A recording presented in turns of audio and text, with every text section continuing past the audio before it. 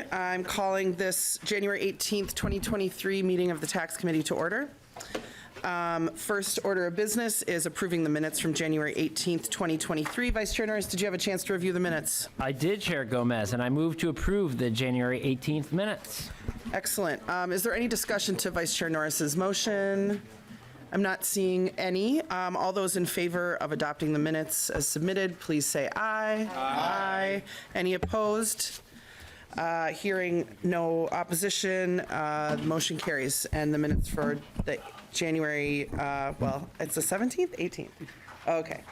January 18th meeting are adopted. Okay, so welcome everyone. Good to see you guys.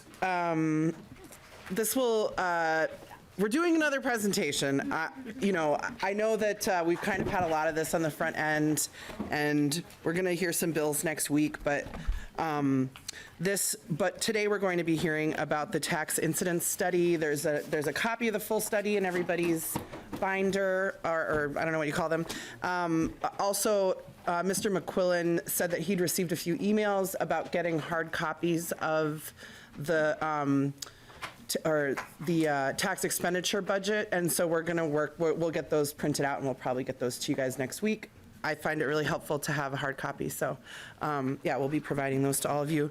As I was chatting with Representative Davids before the meeting, I said I feel that this is your top tool for calling out the hypocrisy of Democrats and our belief in a progressive tax code, so I hope you're paying close attention over there. And we're also thrilled to be joined by Eric Willett, who is one of our brilliant tax researchers in the Department of Revenue. It's always great to have you in Tax Committee. Welcome. And so I'll just turn it over to you and you can take it away. Thank you very much, Madam Chair, members of the committee. For the record, my name is Eric Willett. I'm the Director of Tax Research at the Department of Revenue. And I'm here to talk about the tax incidence study, but before I do that, I want to say a little bit about tax research and research at the Department of Revenue. So we provide a lot of products that you may find helpful throughout the session. As the chair mentioned, when you do hear bills, we produce the revenue estimates that you'll see that estimate what the change in tax is from proposed legislation. So you saw one of those when you passed federal conformity earlier in the session, and you'll see those again when you're hearing bills here in committee. There's actually two research teams at Revenue. The property tax research team led by Nick Green does the property tax and minerals revenue estimates. My shop does the estimates for all the other types of taxes. But that's all behind the scenes. You don't need to remember that. The revenue estimates will just magically appear for you when you hold your hearings. We also do estimates for draft legislation. So if you're working on an idea and you want to have a sense of the revenue impact prior to introducing it, we can and do work with members on proposed legislation, so you can scale and scope your proposals so it's what you want at the time of introduction. Generally, members work through fiscal staff, Ms. Templin and Ms. Schill, to get revenue estimates, and we're happy to help with those. Another product of ours is a tax handbook that you should have received in the mail, a real handy guide that I understand people have been waving around here the last week. It's really just sort of a very high level what you need to know about all the taxes in our state and local tax code. So it's a good first reference for understanding what the rates are and what the base is for different taxes. And it's got a short legislative history of major changes as well. There's the tax expenditure budget, which the chair mentioned, and that is a catalog of all the special tax breaks in our state and local tax system. Tax expenditure as a concept is anything that reduces a tax for part of the population but not the entire population, gives special preference. That's a tax expenditure. So the tax expenditure budget is kind of a catalog of all of those. There's a new tax expenditure review commission that will be diving deeper into tax expenditures. We provide kind of the basic information, but that group is going to actually try to do qualitative review of, are these tax expenditures achieving the goal that was set out for them when they were enacted. And the next new tax expenditure budget will be out in November of 2024. The tax incidence study, which I'm going to talk about today, the one you have before you is a little bit old. It was completed 2 years ago. When the Tax Expenditure Review Commission was created, the law that did that also changed the schedule for these studies. So we won't do another tax incidence study again until next session. So the data I'll be providing you is a little bit dated, but hopefully the presentation will help you understand the sorts of information that's in the report and how useful it can be. So when you get the new one in a year, you'll be able to find exactly what you're looking for. The property tax research team also produces the Homestead Property Tax Burden Report, also known as the VOS report, and that'll be coming out sometime in the next several weeks, and that is an analysis of homestead tax burdens by income and by geography. And finally, we produce a ton of statistics that are on the public Department of Revenue website. So if you're looking for data on, history or something like that, it's a good first place to look.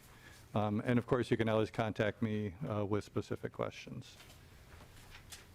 So with that high-level overview, let me talk about the tax incidence study. So the tax incidence study, the basic idea is trying to estimate who ultimately pays the burden of all the taxes that are imposed and collected for state and local government in Minnesota. That's relatively straightforward for some of our taxes. When you pay your income taxes, you're paying the burden, you're bearing the burden of those income taxes. It gets a little bit less obvious when a business is collecting the tax, and someone else. Businesses don't ultimately pay taxes. Those taxes are a cost of doing business that's either passed along in higher prices, in lower profits, or in lower wages for the workers. So for the business, the taxes that are imposed on business, the tax incidence study attempts to, through economic theory and data analysis, tries to estimate where the burden of those taxes ultimately fall. And I'll be going through some of that data in the next several minutes. Minnesota was a leader, a pioneer in tax incidence studies when we first did one 25 some years ago. Many other states have done them off and on. Only a couple other states do them as a regular course of business because they are quite labor intensive. But ours has been a model for a lot of other states, and we often consult with other states about how to do this kind of work. So this study looks at the state and local tax system as a whole. It's taxes on businesses as well as taxes on individuals. It includes all Minnesota households, not just income tax filers. And it uses a very broad definition of income when determining what share of income people are paying in taxes. So I'm going to talk about those strengths really briefly, then I'm going to go through some of the real high-level results for 2018, which was the base year in the report we did 2 years ago. And then I'll also talk about some historical trends. And feel free to throw out questions as they come up. So we wanted this to be as comprehensive of a tax incidence study as possible. It's not a government revenue incidence study, though, so it does not include fees and charges. It only includes what we define as the taxes in the tax statutes in Minnesota statute. But a lot of incidence studies just look at the incidence of the income tax, but this goes beyond that. And I'll show you the list of taxes in a bit. It's not just general fund taxes, it's also the taxes that are dedicated to special funds like your transportation taxes and your healthcare access taxes. And then we summarize it all so you can see what the total estimated total impact is on taxpayers at different income levels and different household types of all these taxes. But this doesn't include all the taxes that Minnesotans pay. It excludes taxes levied by other states. If you have income in another state, you may have to pay taxes to another state, or if you're traveling and you pay sales taxes in another state. And it excludes federal taxes. Obviously, that's a big share of people's total tax burden, but the purpose of this report is to highlight the taxes that you all have the authority over, so it focuses on state and local taxes. So here's a list from largest to smallest of some of the major business taxes, the biggest ones being the property taxes that businesses pay, both the state general levy and the commercial, industrial, and utility taxes that are part of the local government property tax base, sales taxes and motor vehicle sales taxes paid by businesses, corporate franchise tax, and then they start getting pretty small after that. But in total, it's about, in 2018, was about $11.5 billion of taxes paid initially by businesses, not by individuals. And here's the list of the taxes on individuals. The individual income tax is by far the largest. The property taxes paid directly by individuals on their residential property comes next, sales of motor vehicle sales taxes after that, and you can see on down the list for a total of $23 billion in 2018. So there's a long discussion in the report, starting on page 97, about how we allocate taxes that are initially paid by businesses ultimately to individuals, either as consumers, as workers, wage earners, or as the owners of the capital. It's kind of complex and stuff, so I'm not going to try and go into great detail on it. But our assumptions are that, based on economic principles, that businesses, taxes that businesses pay get passed along to consumers in the form of higher prices, to workers in the form of lower wages, or to the owners of capital in terms of lower profits or lower rates of return. And what that mix is for any tax depends a lot on a lot of different factors, including whether that particular tax is in Minnesota is higher than the average tax on capital across the country, because that determines whether there's a national pressure to that you can't react to in prices. So it's that, and it also assumes that it's the long-term impact of taxes. So in the initial, when a tax is changed or increased or whatever, how that's dealt with by business is different than the long-term impact, because economic changes take time to work through the economy. So this estimates what we think the sort of settle point is for what the how taxes are distributed to individuals. Mr. Willett? Yes. Can I ask a quick question? I'm just wondering, when you're doing this analysis, if there's like a difference between sort of a local business and like a kind of larger multi-state operator kind of corporation, because I would assume that, you know, just like a smaller enterprise is going to be more sensitive to changes in tax, but, you know, a larger corporation that operates in all 50 states or maybe in many countries, it's like, you know, if you raise the, for example, the corporate franchise tax 1% in Minnesota, and it's like one little chunk of a business's, you know, activity, like that, they're not going to be as sensitive, or as maybe it's about time, that kind of time dimension that you just discussed, that maybe they won't be as quick to pass that along to consumers, or just if you could speak a little bit about that. Yeah, Madam Chair, members of the committee. Yeah, one of the important things that we determine for each industry, for each sector in the economy is their activity strictly local or is it interstate? Strictly local businesses like restaurants, where you're not competing with restaurants in other states, are more able to pass a tax increase on in the form of higher prices than a manufacturer who's selling goods across the country. A local Minnesota tax is hard to pass along nationally if you're competing nationally with other manufacturers in a national market. So that local versus interstate market is an important factor in determining how much of the burden ultimately falls on consumers versus owners of capital.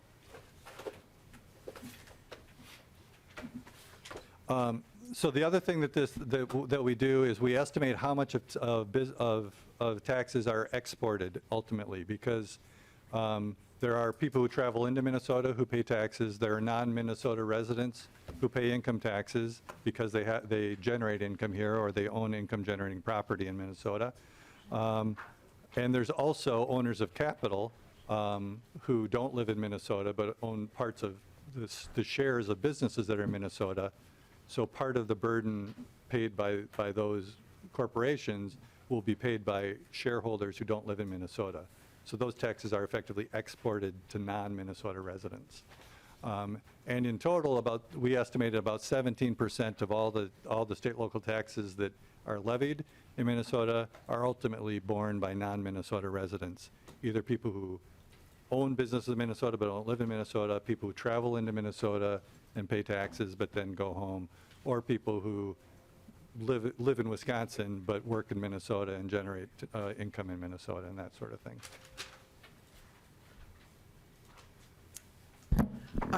Representative Robbins, did you have a Thank you, question? Madam Chair. Thank you for that comment. Do you have any breakdown of how that is allocated by tax? Like how much of it the sales tax contributes to the export versus income tax, et cetera? Yeah, if you look, Madam Chair and members, if you look at the table on Chapter 2, page 2.2, I think it is. Table 2.1 on page 24, you'll see the first column, the total column shows how much in total we collected in that tax.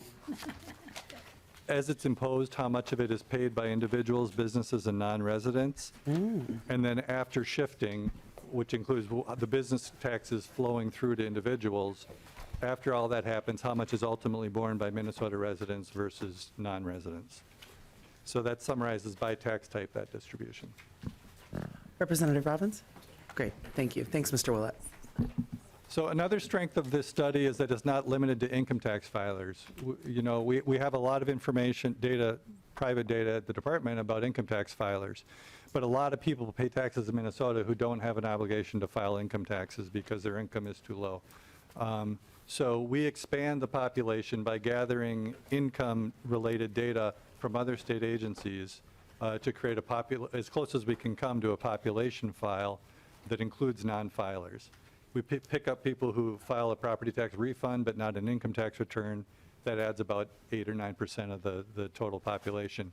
But then we also get information from other agencies about income sources that people have, such as transfer payments from the Department of Human Services, that allows us to build as close as we can come to a population file for all Minnesotans.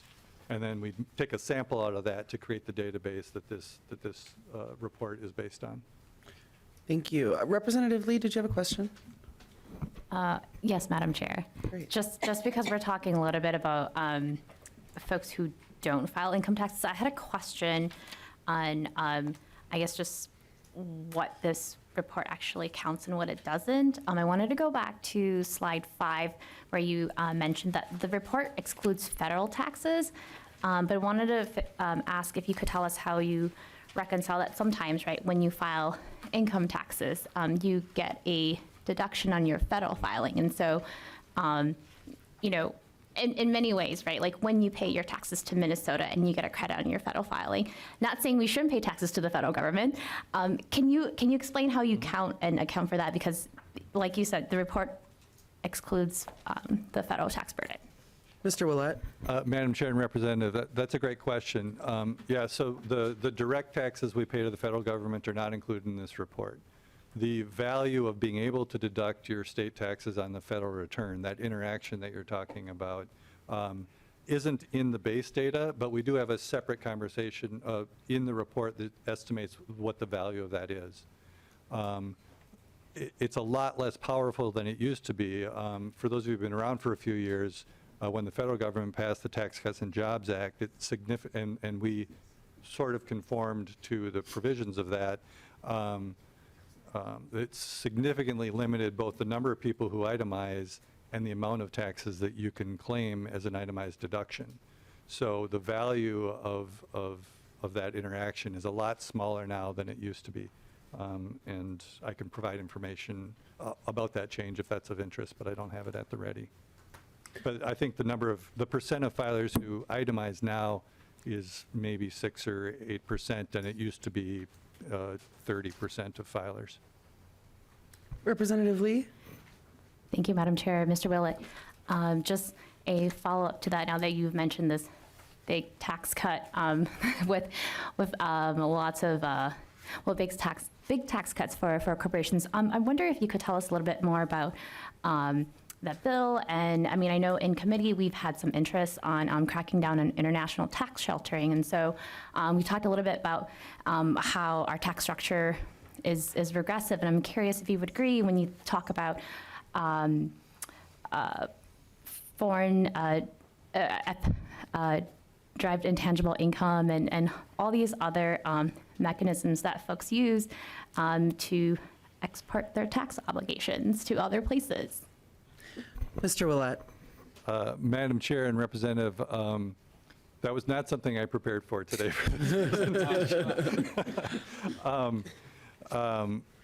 You know, most of those interactions are at the federal level, and that's not something that's contemplated in this report. I think I can say generally, though, that those sorts of tools are most frequently employed by businesses and by people with pass-through businesses.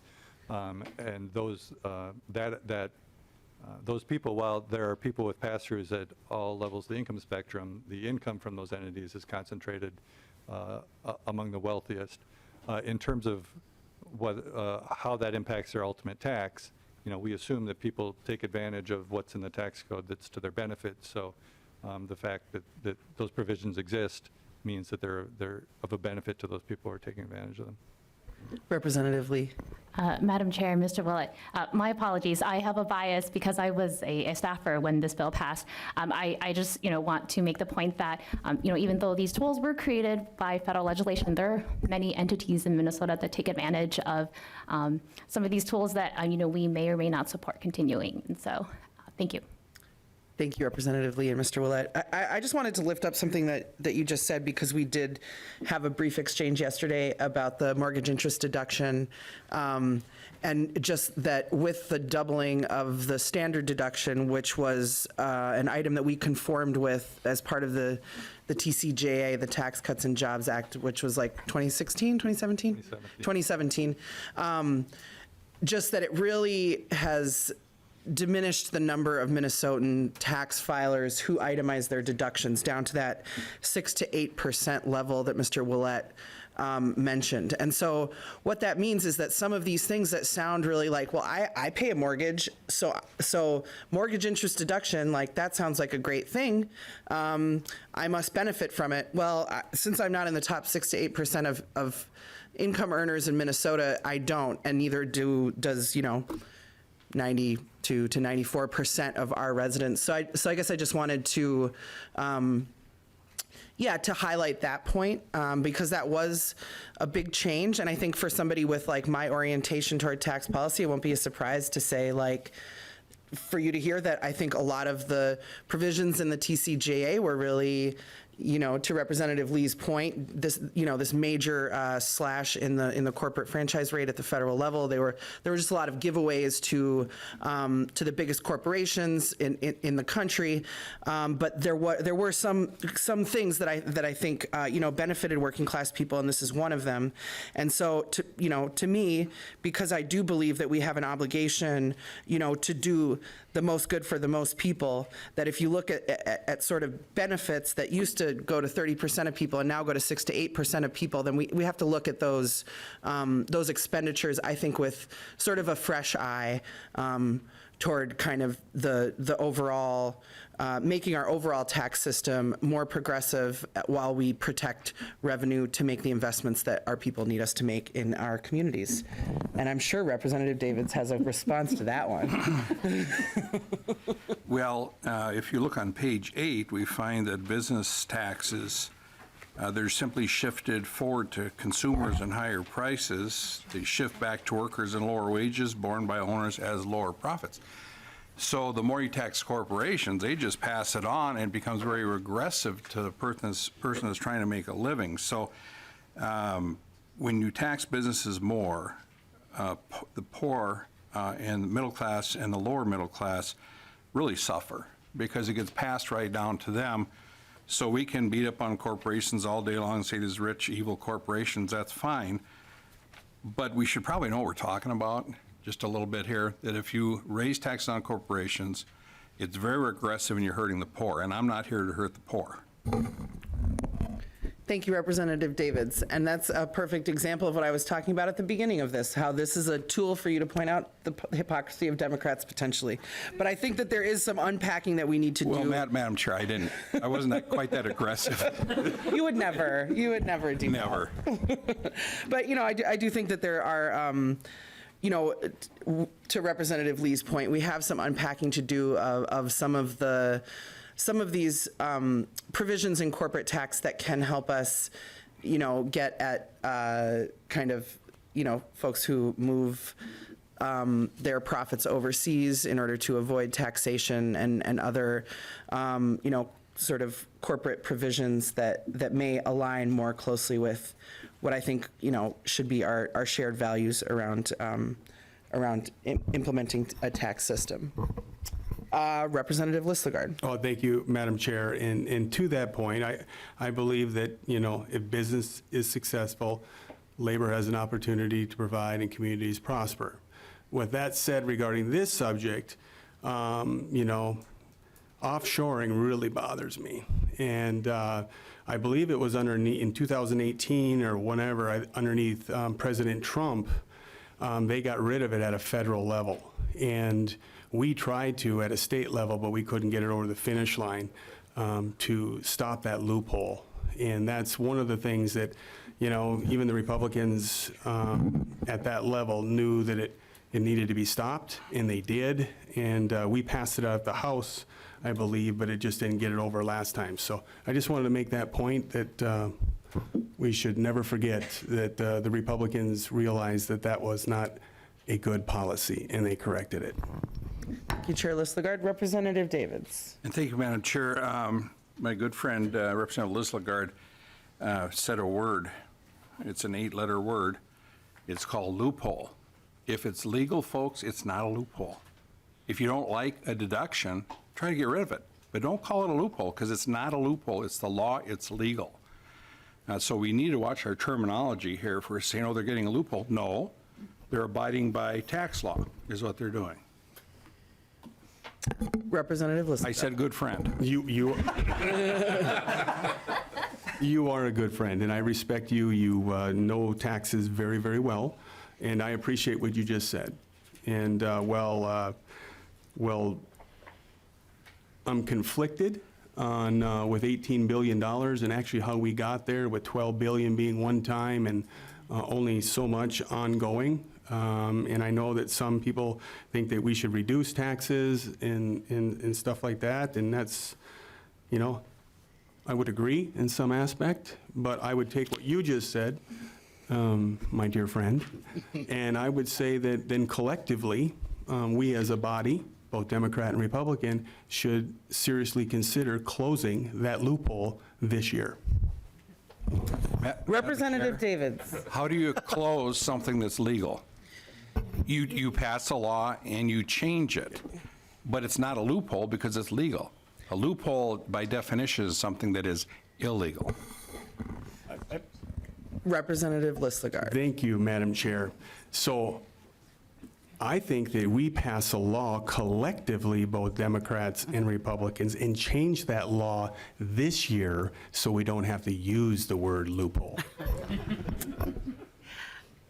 Representative Anderson. Thank you. Madam Chair, I don't remember the exact amounts, but maybe our Department of Revenue, but when the tax reform came in at the federal level in 17, they replaced the standard mortgage interest deduction, all these different deductions with a really high standard deduction. I think it's about 10 grand, right? I can't remember. No, it's higher. Is it higher? Okay. And could you just give us a little quick synopsis? You probably know better than I can recall as to what the standard deduction was before, and then that was piggybacked with mortgage interest and some other federal deductions that you could take, and instead that all went away and you have this higher standard deduction, and what those numbers are, please. Mr. Willett, if you would like, we can certainly turn probably to our fiscal staff or one of our nonpartisan researchers, but it's up to you. Should we phone an assist here? Looks like we're having some shuffling among our researchers up here, so we'll assume they're taking care of it. Mr. Williams. Chair Gomez and Representative Anderson, around the time that TCJA sort of at the federal level increased the standard deduction and removed personal and dependent exemptions, the standard deduction was around $13,000, and it was approximately doubled to about $24,000. Those numbers are indexed for inflation, and so I think in Minnesota eventually adopted the federal amounts in state law, and so those are sort of ongoing in Minnesota. I think that for tax year 2013, the number I saw was around, and the numbers I'm citing here are for married couples filing joint returns, so it's half as much for single filers. I think for tax year 23, the standard deduction for Minnesota purposes is around $27,000. I think it's $27,300 if I remember exactly. Thank you. Thank you, Mr. Williams. Representative Joachim. Thank you, Madam Chair. Just to remind me too, Mr. Williams, before you leave too soon, isn't that one of the ones, a lot of the individual tax breaks in the TCJA were expiring, where the ones for corporations were continuing on into perpetuity? Mr. Williams. Chair Marquardt and Representative Joachim, with it. You said Chair Marquardt, but Excuse me, sorry. old habits die hard. Chair Gomez, I was clearly thinking back to the good old days of 2018. Of the TCJA, I know, right? So, as Chair or Representative Joachim mentioned, there were several provisions in the TCJA for individuals that were expired temporary. Many of the provisions for C corporations in the federally were permanent. The standard deduction federally is a temporary provision, and so under federal law, sort of in 2025, those provisions will expire and we'll kind of revert back to the old federal system of a smaller standard deduction, personal exemptions. Representative Joachim. Thank you, Madam Chair. Thank you. And can you just talk about what will happen in Minnesota after 2025, though, as long as we're on this line? Chair Gomez, members, so in 2025, Minnesota sort of adopted the TCJA standard deduction amount, but we did so on a permanent basis. So that number is now coded into state law. So when the federal government changes, our standard deduction will stay the same. So we've sort of permanently removed personal exemptions from our tax calculation and kept our standard deduction at that higher level. Thank you, Mr. Williams. I'm looking at Representative Davids. Did you realize we did that when we passed the tax bill, or did you have any comment to add, Representative I have a Davids? comment because I Great. realized it because Kelly Canavati told me about it. So, thank you for that, by the way. Okay, so let me get this right, and I should just know this. I got to think through this a little bit. Okay, so in 2025, Minnesota stays the same at the 27.3 on inflation. Okay, so then on my federal returns, then do I get to start deducting all my, well, I do anyways because I itemize, but well, do you think there'll be more people shifting? I mean, we don't, a hypothetical, to itemizing versus standard deduction? Mr. Williams. Chair Gomez and Representative Davids, I think that's likely. Sort of the federal treatment goes back to the pre-TCJA treatment when there was sort of the numbers that Mr. Willett was discussing earlier, where it's more like 60% of filers were claiming the standard deduction, and versus now we're in the 90% range. And it's currently higher for Minnesota purposes than for federal purposes because there's certain things that you can't deduct for Minnesota, like state taxes, that you can deduct federally. So then, Madam Chair, Representative and Davids. Mr. Williams, how does that apply to the LOST then? I mean, Mr. Williams. Chair Gomez, Representative Davids, could you mention or clarify what you mean by that? local state taxes. Oh, Oh, salt. Okay. Salt, lost. That's local option sales taxes, which, We were like, yeah, I was lost. you wanna come back up? I was lost. Salt. It's a great movie with Angelina Jolie, by the way. I actually love that movie too. It's very Salt. Mr. Williams. Chair Gomez, Representative Davids. So for federal purposes, under the TCJA treatment, your total state and local tax deduction is capped at $10,000. For state purposes, after conforming to the TCJA and then ongoing after tax year 25, we also have a property taxes and a deduction for other taxes, and the property taxes portion is capped at $10,000. That state cap is permanent, and so the federal government after 2025 will revert to the pre-TCJA treatment. So the SALT deduction will be uncapped. And you'll be allowed to continue to deduct your state taxes on your federal return to an unlimited amount. I don't care if I call it lost or salt or whatever you want to call it. That's awesome. Yeah, All right, we're going I to didn't realize that. We're going to move on from Representative Davids' personal tax questions for Mr. Williams about his own return, I think. Save me $2,000. I know, I mean, free consulting here is part of the many services that House Research provides. Okay, anybody else want to have a question or comment at this point? Representative Elkins. Just real quick, Madam Chair, at some point, I would like to kind of, at least personally, do a deeper dive into how we determine what portion of corporate profits is taxed.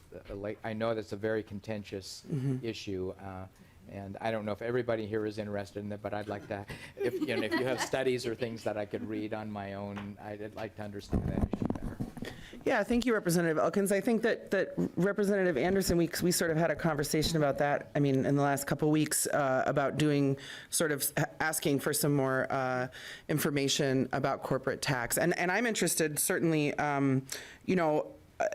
about kind of as we look on page 8, about when you estimate how much of, for example, a corporate franchise tax is shifted to consumers, to workers, and how much is borne by owners as lower profits, and kind of like what's that mix, and maybe a little bit more detail on that. So maybe what we'll do is we'll kind of have an offline conversation about sort of the contours of what people are looking for in terms of a conversation about corporate tax, and then pass that over to our staff and get it moving and schedule it for a future time. I'm looking at Mr. Clayman. I know that's his area. Thumbs up. Okay, great.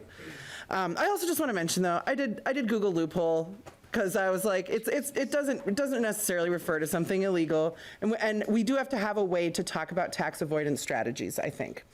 Obviously, we know that, right, a lot of the the offshoring, for example, that was what we were discussing, what Representative Listlegard was discussing. And we know that it has been within the law at the federal level up until those base broadening provisions of the TCJA were implemented.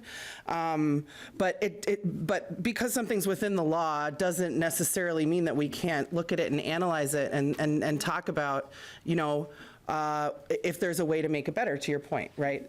So I think that we do have to have a way, if as you suggested, if we have a problem with something, then we need then we have the power to change policy around it, but we do need to have a way to sort of discuss where we're at, and whether the terminology is loophole or it's a legal tax avoidance strategy or other term. We've had a lot of conversations so far, even in this committee, about defining terms, which is fine, but there is at some point where we're maybe not going to agree on the words that we use, but we do have to develop a shared understanding of how to do that analysis that can lead us to making the best policy for the people of Minnesota. And Representative Davids, you might have a... Thank you, Madam Chair. I was getting mixed up on lost. It's exactly what you said, though. It's an LTAS, Legal Tax Avoidance Strategy. Oh, okay. LTAS. We're just going to increase the acronyms here. I think that will help that'll clarify everything for us, right? Lost. Representative Joy. Thank you, Chair Gomez. One of the things, too, is on page 8, as you're bringing up the shifted forward to consumers and higher prices, shifted back to workers, lower wages, and borne by owners as lower profits. As we continue that and we look at taxes and everything, again, in businesses, we're shifting it to the consumer when they go purchase it. On top of that, as we put higher taxes, of course, comes credit cards. Nobody really carries cash anymore, so credit cards. We have to think of that part, too, on the business owner. When 3% of the credit card is being taxed and we're putting it back to the consumer, that's where the inflation comes into the factor, because when it's $1 gas at 3% compared to $4 gas at 3%, that's another factor to be put into these, too, when we're talking about this. So I just want to make that. Great. Thank you, Representative Joy, for bringing up that point. All right, I think we're back to you, Mr. Willett. Thank you for your patience with us. Thank you, Madam Chair and members. So I was describing how we build the underlying database, but in essence, it is a sample of all Minnesota taxpayers, including those that don't file income tax, blown up to represent the entire population. So the sample is about 135,000 records, representing about 2.8 million taxpayers in for the 2018 part of the study. So the results that we show are divided into deciles. I think the information that your research staff provided to you last week was boiled down to 5 categories. But we have 10, so it's a little bit more complexity, but a little bit more granularity. But it's the same idea. Each represents 10% of the population. The first decile is the 10% with the lowest income. The top decile is the 10% with the highest income, and so on. And then we show additional detail for the top 5 and 1% in some of the tables. Just as a warning, what we count as a household is different than a census household. We're not talking about people who live together. We're talking about economic units that pay taxes together. So married filing joint independence is 1 record. 2 single individuals who are roommates sharing an apartment are 2 records. For us, they would be 1 record for the census. So real quickly, the basis for this is 2 things: how much tax and how much income. We use a very broad definition of money income. So we include federal gross income, non-taxable Social Security and pension income, non-taxable interest income, workers' compensation, MFIP payments, voluntary contributions, deferred compensation. It doesn't include all income, however, but it is a very broad measure of income. It does include in-kind assistance like food stamps and housing assistance, or fringe benefits, or pre-tax payments for health insurance or medical care. So those monies are not kind of available as cash to pay your taxes. So we try to use sort of a what is the income stream that you can actually pay your taxes out of as the measure of income. So let me show you some of the high-level results. And again, these are for 2018. In the report, there's also a projection year, which was 2023 at the time we did this report. But those numbers are pretty dated because the 2018 was based on actual 2018 data. The 2023 was 2018 data blown up using the forecast at the time. And there's been law changes and a lot of economic changes like a pandemic since this was done. So I caution you to not put too much stock in the 2023 numbers in the report. But again, when we produce a new report, at the time it's released, I think both the base year and the projection year are useful and important. But I'm just going to talk about the 2018 results so that you get an idea of what sorts of information is in this report. So this is kind of the high-level summary of all. You roll up all the taxes after we've distributed them to individuals and exporting. We take everyone's tax divided by their income, divide them into 10 deciles, lowest income to highest income. This is the share of income paid in all state and local taxes. I'm going to talk about the first decile in a minute because you need to take the first decile numbers with a grain of salt. But what you can see after the first decile is a relatively flat line of the percent of income paid in taxes, ranging from 12.5 to what's the lowest, 11.1. That's a pretty narrow band compared to most states that have a lot deeper slant that's usually regressive. Minnesota comes closer than most to having a progressive state local tax system, and I'll have some comparison charts in a minute. So when I use the term effective tax rate, it's that measure of all the taxes that I ultimately pay after the businesses' taxes that flow through to workers and owners of capital and consumers, divided by what my income is. Okay, so let me talk about the first decile, because I always caution people to think hard about what that means. The first decile is very interesting and kind of different for a number of reasons. There are some people in the first decile who are temporarily low income, returns with business losses, for example, where their reported income in that year may not reflect their long-term ability to pay. It certainly does in that year if they have very, very low income in that year. But that's just one thing to keep in mind, and that represents not a large number of them, about 7,500 of the 200,000 in the first decile. But if those households were removed, that first, the effective tax rate would drop from that 28% down to 23%. So it has a meaningful impact on the results. Income is also understated in the sample in a number of ways. We don't include that in-kind income that's really important to people in the first decile, your food stamps, your MFIP, and those sorts of things. So I think it's important, and we don't have a good way to sort of quantify what that would do to the effective tax rate, but that's something that we could explore. So we always say that it's meaningful that the first decile is higher and it's something to pay attention to, but the actual number is something that you should know that it's probably higher for most people, but that may not be a apples-to-apples comparison in terms of ability to, what those taxes mean in terms of their ability to pay. For example, if I have very low cash income, but I have a lot of assistance for food and housing, then the cash that I have left over covers a smaller portion of consumption expenditures because those other things are paid for with in-kind income. Okay? So we talk about whether a tax is progressive or regressive, and the general definition of that is a progressive tax means the percent of the tax as a percent of income grows as income grows. A regressive tax, the percent of income paid in tax gets smaller as income grows. And we use a mathematical measure that you'll hear talked about called the Suits Index. -1 is a perfectly regressive tax. That would be the entire taxes borne by the poorest person in the population. That would be -1. That doesn't exist, but that's the theoretical. On the other extreme, if the entire burden of a tax was paid by the single richest person, that would have a Suits Index of +1. Actual taxes fall between those two numbers, obviously. So what does the Suits Index mean? This is a visualization. So imagine lining up the entire population from the lowest income on the left to the highest income on the right. What percent of the total income is paid by that first person? It's pretty close to 0.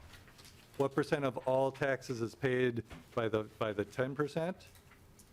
Is it higher than 10% of the taxes, or is it lower than 10% of the taxes? And so if the line goes higher above 50% first and then gradually gets back to the diagonal line, that's going to be a regressive tax. If it's the opposite, if the percentages start towards the bottom and then grow up to the top at the end, then that's a progressive tax. So the bigger share of the tax paid at the higher end, the more progressive the tax is as a share of income. This we refer to as the bubble chart in my team. This shows all the taxes, and it shows how much revenue they generate relative to each other and whether they're progressive or regressive.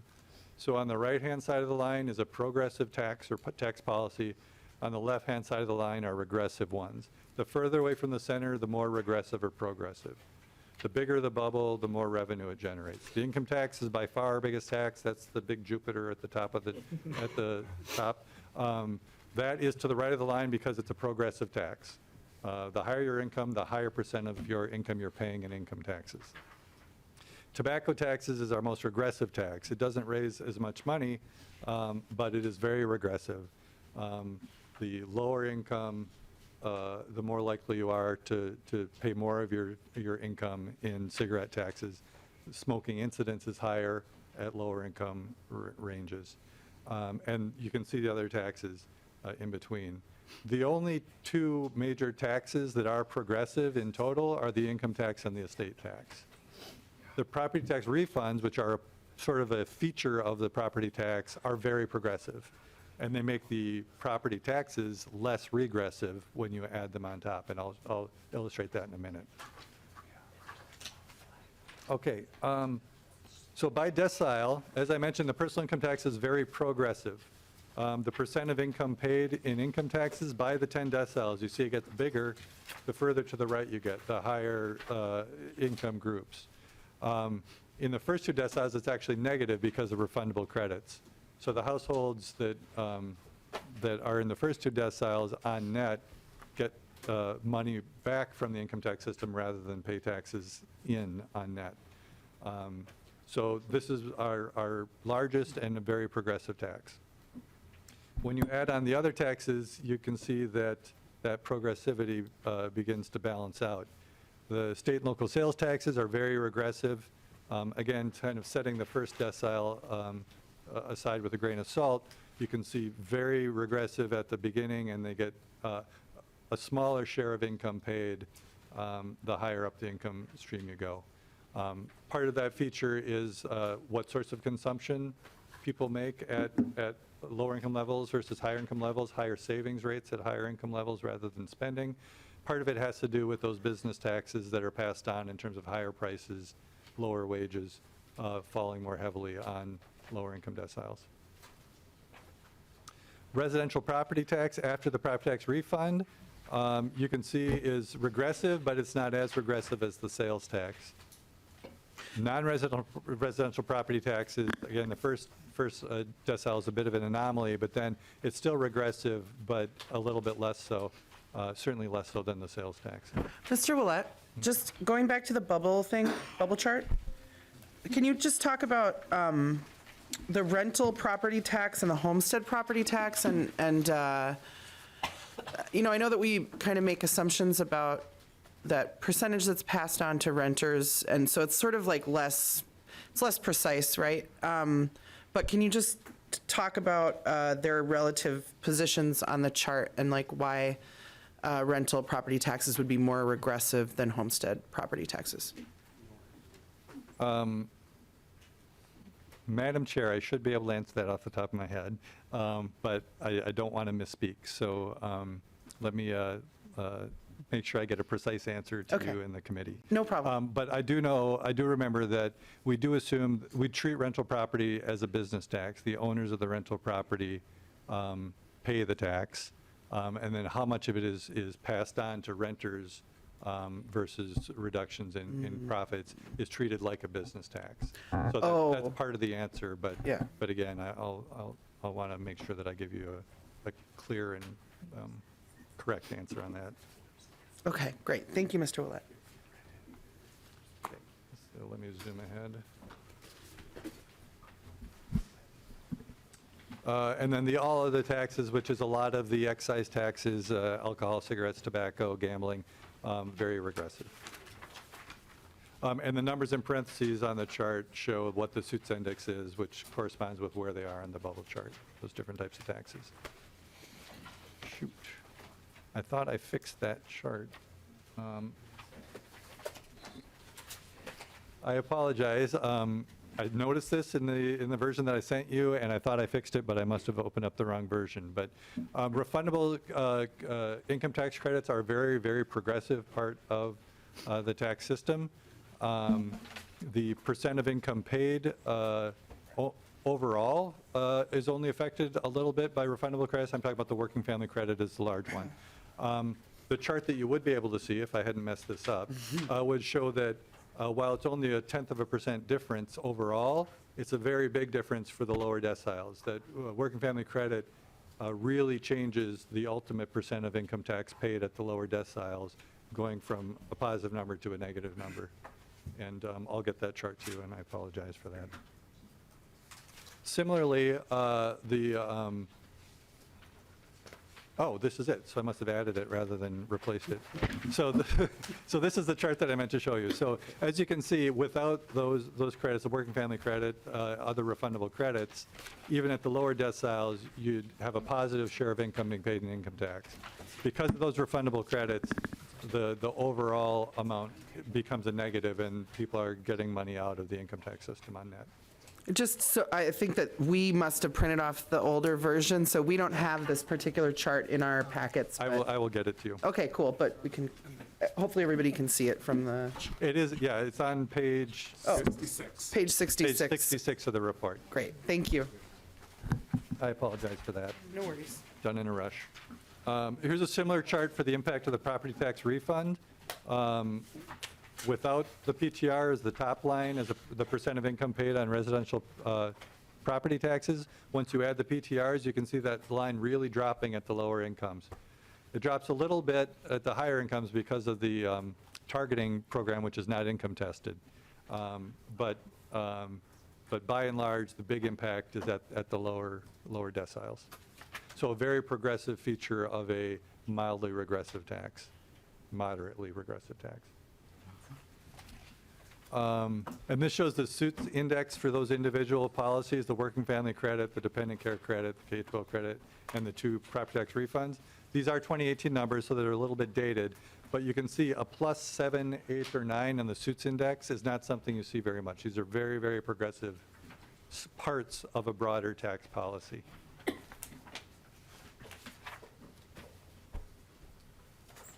Okay, I'd like to just, we've been doing this report for a long time, so I thought it'd be useful to sort of show how Minnesota's tax system has evolved over time.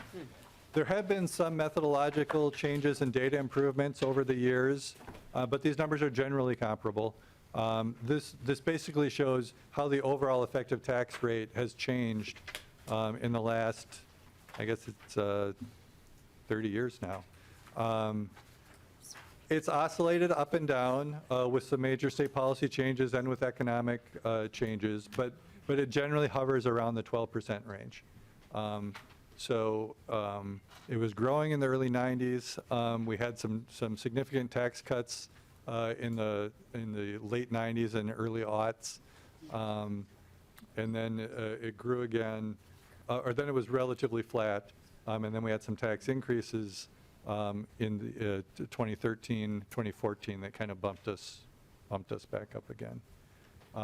It's not solely due to state tax policy, but those are big explainers for the major shifts over time.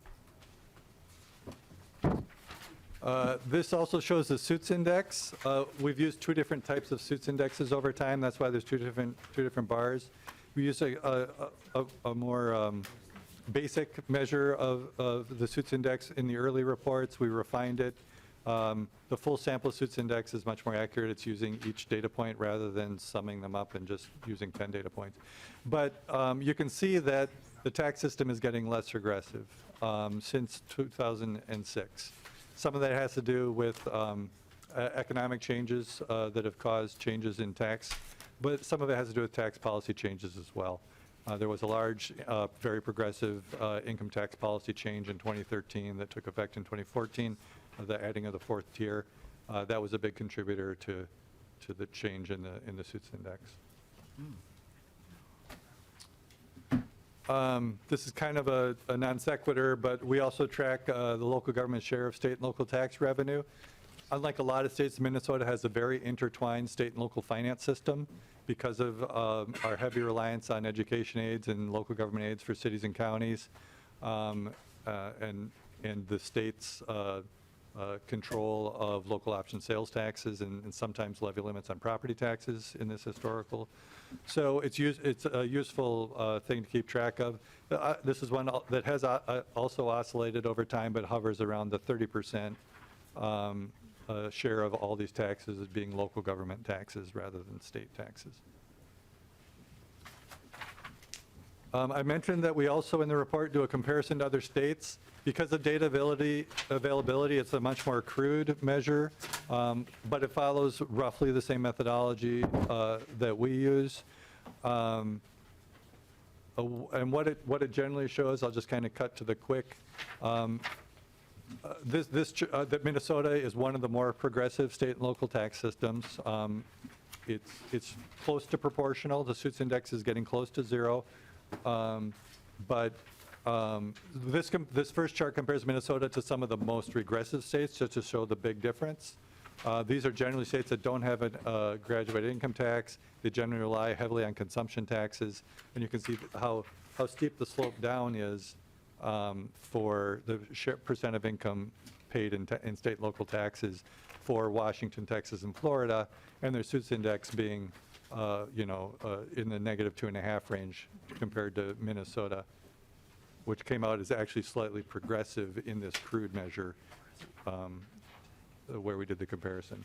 We also compared Minnesota to our neighbors. On the next chart, again, Minnesota is pretty flat.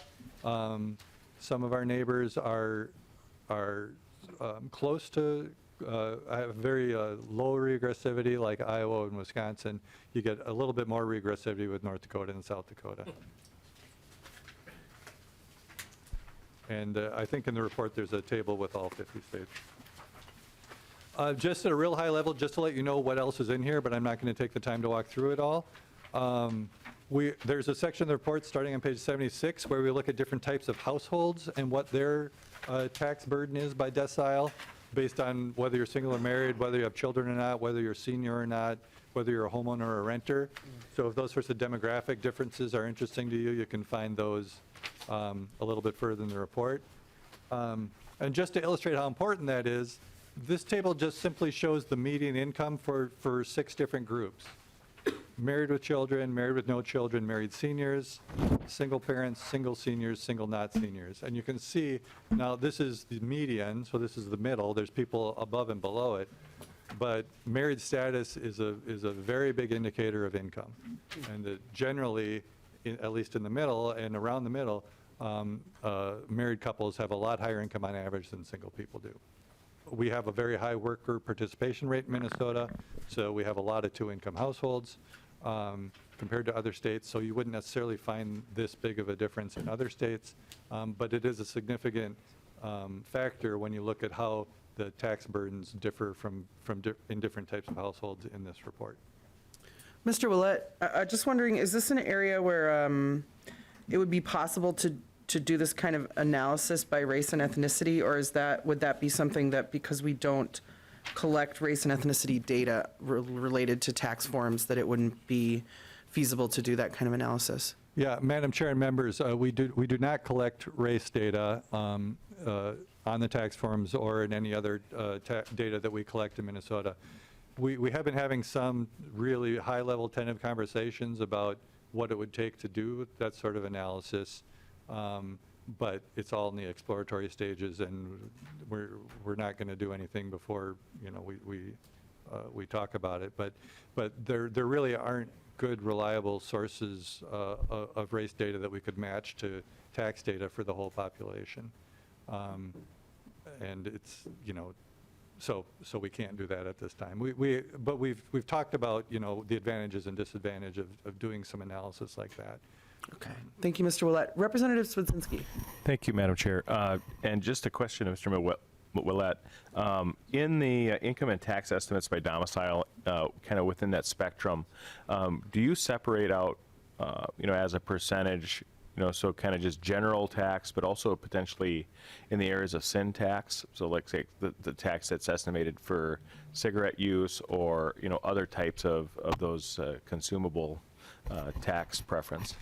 Mr. Willett. Yeah, Madam Chair and Representative, there is a section in the report that goes tax by tax with those decile things. So you can see each individual tax, what the regressivity is. In the household, different types of household section, I don't think we break it out by tax type. We have the capacity to do that. We have the detail in the database, but I don't think we've ever spit that data out and cleaned it up to a point where we could report on it. Representative Swedzinski. Thank you, Chair. Would you be able to pull that out, particularly, in some domiciles with, particular sin taxes or those kind of, and what kind of impact it has on some of those households? Mr. Willett. Yeah, Madam Chair and Representative, we certainly can. We don't know who's a smoker and who's not a smoker, so we have to make some assumptions about the share and then just spread it on all taxpayers. So there's some things where we kind of, for the purposes of this report, we spread it in the income ranges that we know are affected, but we don't select which households are smokers and which ones are not, that sort of thing. But that really impacts the total taxes paid by two identical households. One has smokers, one doesn't. So the average between the two isn't right for either of them. You good, Representative? Okay. Representative Elkins. Thank you, Madam Chair. But two questions. One is simple. Are all sales taxes, whether they're collected at the state or local level, handled the same way? Mr. Willett? Madam Chair, Representative, we do report local taxes separately. If you look at that table, they're down at the bottom. We generally use the same assumptions for distributing them, though, but they're localized, but we don't really have a geographic component in the database, so we don't differentiate geographically, because some people live where there are local sales taxes and some people don't. Representative Elkins? Yeah, and then my second question, Madam Chair. I have actually read this report before, and I use it as a reference. And one of the things that has eternally puzzled me, and if you go to page 131 in the report, we have a really steeply progressive rate schedule for the motor vehicle registration tax. If you've got an expensive new car, you might be paying $1,000, but after 10 years, it's down to like $35. And so I've never been able to figure out mathematically how it ends up being this flat. Mr. Willett? So, Madam Chair and Representative, that's a great observation. So there's kind of two things to think about. There's how much are you paying dollar-wise, but then how much are you paying as a percent of your income? So even if people in the upper deciles are buying more expensive cars and paying more, if their car is twice as expensive, but their income is 5 times as expensive, it's going to be a regressive tax. Okay. Does that make sense? Yep. Anything further, Representative Elkins? Okay. Mr. Willett? So just to wrap up, a few other things that are in the report. I mentioned that we do have a projection year. I would caution against putting too much reliability on the specificity of 2023 in this report, but we'll have a fresh report for you in a year with 2025 probably. We also have a section that shows the results by income decile rather than population decile. So instead of divvying up 10% of households by income, we divvy up 10% of income. So there's, instead of having a uniform number of people in each decile, we have a uniform amount of income in each decile. So there's a few tables on page 56 to 61 that show those same results with that different way of distributing the population. The population deciles that we use for the bulk of the report give you a lot more detail at the lower income levels. The income deciles give you a lot more detail at the upper income levels. Excellent. Mr. Willett, just Representative Davids had a question before we go. Thank you very much, Madam Chair. And I thought you had a very interesting question just a little bit ago here about splitting things up with race. And I was somewhat horrified, terrified, mortified that the department's actually thinking about doing this. What happened to One Minnesota? What would you use race information for? Aren't we one Minnesota? We write a check for our taxes no matter what our race is. Why are you doing this? I think that since I asked the question, maybe I can answer it instead of putting Mr. Willett on the spot like that, if that's okay with you. That's fine. Okay. I mean, I guess the reason that I'm curious is because we see disparate outcomes for people based on race and ethnicity in Minnesota. And, you know, whether you're looking at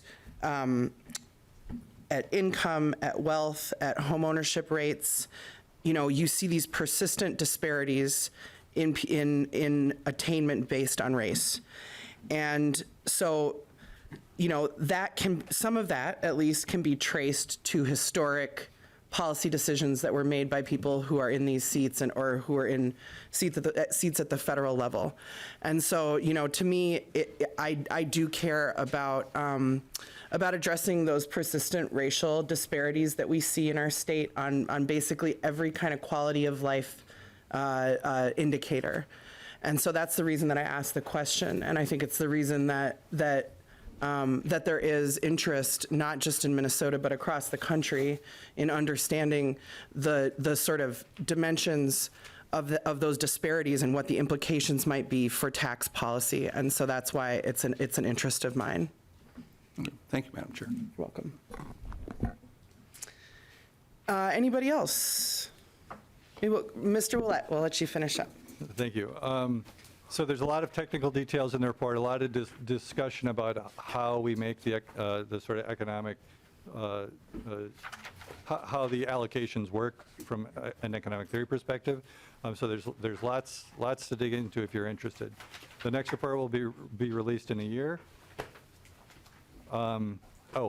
This chart shows that the comparison of population deciles to income deciles.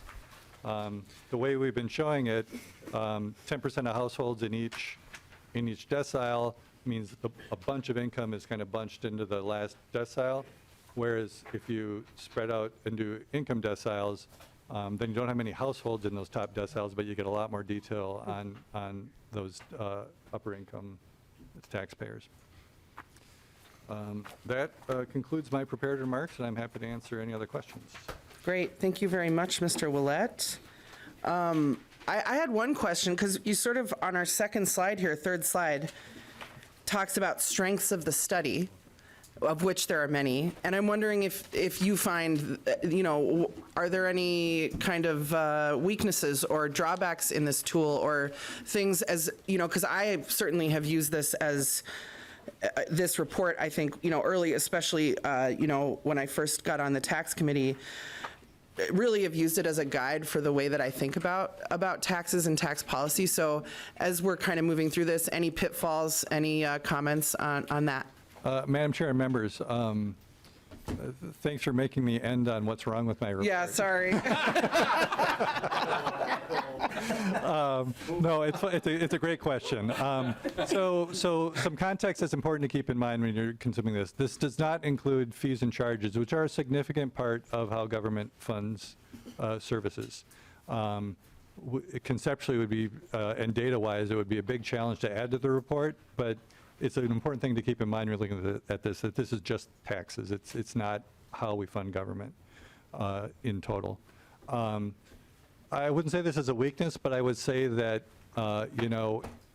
the allocation of business taxes does require a lot of economic assumptions about business behavior, and nothing perfectly describes business behavior. So even if we're right on the whole, businesses make decisions for a lot of different reasons, and there's no way we have it exactly right how taxes flow through to individuals. But we feel comfortable that we have a really good methodology that can be used for policy making. But I want to be clear that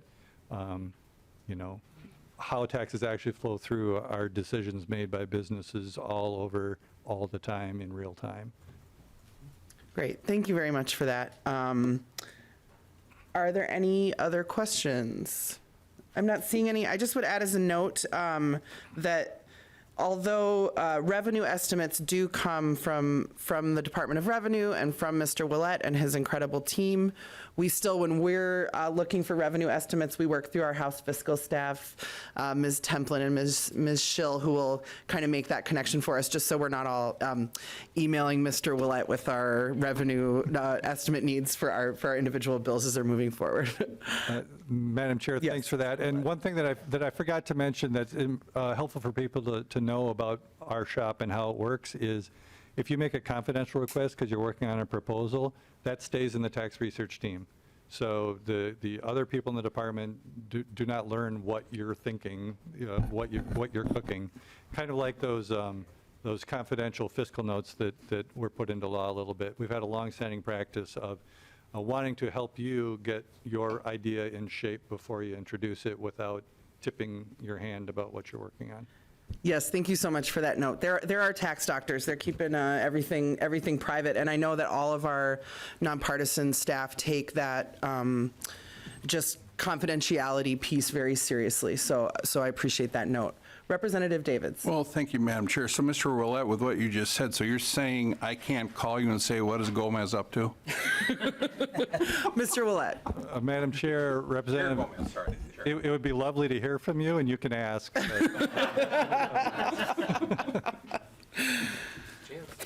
All right, I'm not seeing any further discussion. Thank you so much, Mr. Willett, and thank you to the Department of Revenue for all of your work and for this great presentation today. Our next meeting will be next Tuesday, January 24th, right here in room 5, and with that, we are adjourned.